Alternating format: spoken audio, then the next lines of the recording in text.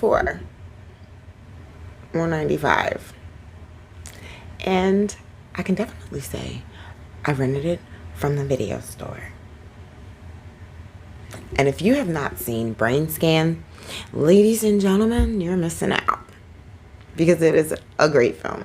Completely underrated, in my opinion. Now, Brainscan tells the story of a teenage boy named Michael Brower, played by Edward Furlong. And he plays an interactive game that you're playing in first person as a killer, but in reality, these murders are actually happening. Now, Michael is a little reserved. He's a loner. His dad is always away on business, and his mom passed away. I don't know what up with Edward Furlong's and mom's in movie, but, you know, Pet Cemetery, this, T2. I don't know. It's a thing with him. But his dad is away on business, so he's alone. But he has his best friend, Kyle. And I love their friendship. I love the way it's depicted in the film. It comes off very genuine. Like, I don't know if they were friends or got along behind the scenes, but it came off very genuine on film. And these two are members of the horror club in which Michael Brower, Edward Furlong's character, is the president of. And they're at their horror club meeting watching a film, and the principal walks in and he asks them what they're watching, and in a way that only Edward Furlong would say, he asks them what they're watching, and he says, death, death, death. And after that, the principal demands that he sees him in his office immediately. And once he goes into his office, the principal asks him this. What is it then? Why? Why do you watch these films? Really? Yeah. Help me understand. I guess it's kind of an escape. Like lighting up a marijuana cigarette and escaping the real world, Yeah, dude, I don't know what that's about either.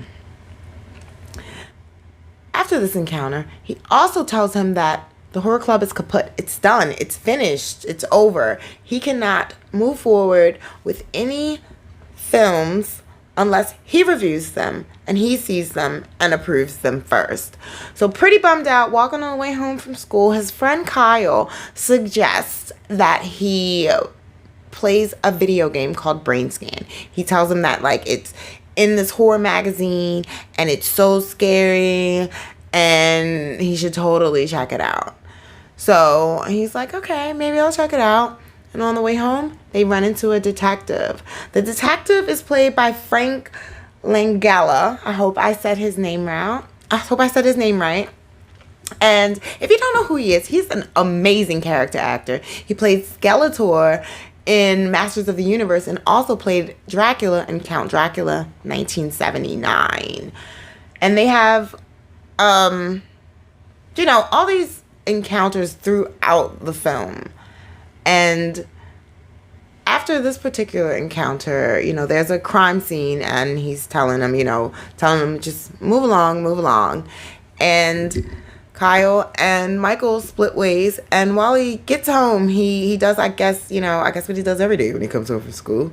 He grabs his camcorder and he's looking at his neighbor, who happens to be his crush, through the window. Now, I don't know if you guys know what camcorders look like back in the day, but they're pretty big. Like, it's kind of hard to be inconspicuous, especially when you got the window, like, wide open. Like, dude, there's no way she did not see you. Now, the next day, he decides to call the number in a magazine very similar to Fangoria. And the number was 1-800-555-FEAR. Do you guys remember 1-800 numbers? I totally do. They were a thing. Like, literally. Everything had a 1-800 number. So, he calls the 1-800 number and he thinks it's a message. But it's not. It's an actual voice. And the voice over the phone tells him that Brainscan is more than just a game. They tell him it's a complete interactive experience with one's subconscious, and that you supply the inspiration and they'll supply the rest.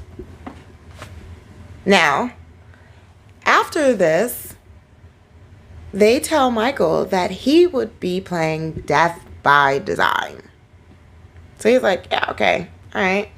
Next day, on the way home from school, in his mail, there's an envelope, and this is Brainscan. Now, when he dialed the number the night before from the magazine, he told him that his number was 717, which is a Pennsylvania area code. I don't know why I said zip code. But on the mail, it said New Jersey. So that was like total goof. Just a fun fact. Now, when he gets the game, he starts to play it. And that's when we're introduced to the trickster. The trickster played by T. Ryder Smith. Let me just tell you, he's amazing. Like, he's a stage actor, and I thought that this man was going to be an icon. Like, I thought we were going to get trickster sequels. Like, he was going to be a part of pop culture consciousness. And I'm still disappointed 29 years later that he's not. You have got to check out the performance by T. Ryder Smith. It's just amazing. And just catching up on the film again is such a nostalgia. Like, he's just amazing. All of his antics and everything, it was very reminiscent of Little Monsters if Howie Mandel if it was a horror movie. If you get my drift on that one. But the trickster tells him, dude, I always got your back. Don't have to worry about anything. You know, I got you. We got this thing. You know, we're going to do this together. So he guides him through you see it in the one person point of view. And he commits the crime. And the next day, he wakes up. He's telling Kyle, you know, on the way to school, like, dude, you gotta play this game. It's so freaking awesome. And Kyle's like, yeah, man, for real? Seriously? Dude, you gotta let me check it out. Wait a minute, I wanna play a little more. So on the way home, I don't know if he had just like a little confidence build up from like playing the game, but he decides to knock on his crush door. Now while he's there, her parents are watching the news, and he sees that on the news, the murder that he committed in the game was on the news. So it happened in real life. So he's totally freaking out, and he left. Didn't even get to talk to his crush. Goes home, pops in Brainscan. He's going to the trickster like, man, what's up? What's going on? Like, it's happening in real life. And that's when things really kick off. It's like a domino effect after this. The trickster tell him like, dude, you left a clue. You got to go back. And then after that, he's like, dude, you left a witness. You got to go back. Dude, there's another witness. You got to go back. And this is when the detective come into play, because the detective is like catching like all these little things in reality, and Edward Furlong's kind of getting like a little scanned up here. You know, he's getting a little messed up here, and things just kind of, like I said, like kind of roll downhill. I don't want to spoil it, although it's a 29-year-old movie, but if you have not seen it, you should check it out on your own. I don't want to spoil it. I really think you should check this one out on your own. It's free to watch on Tubi currently, and it's also available to purchase on Amazon Prime. So if you've seen Brainscan, tell me how you feel about it down in the comments. Like, did you like it? Or if you haven't seen it, go check it out on Tubi. It's free. Come back and then tell me how you feel about it.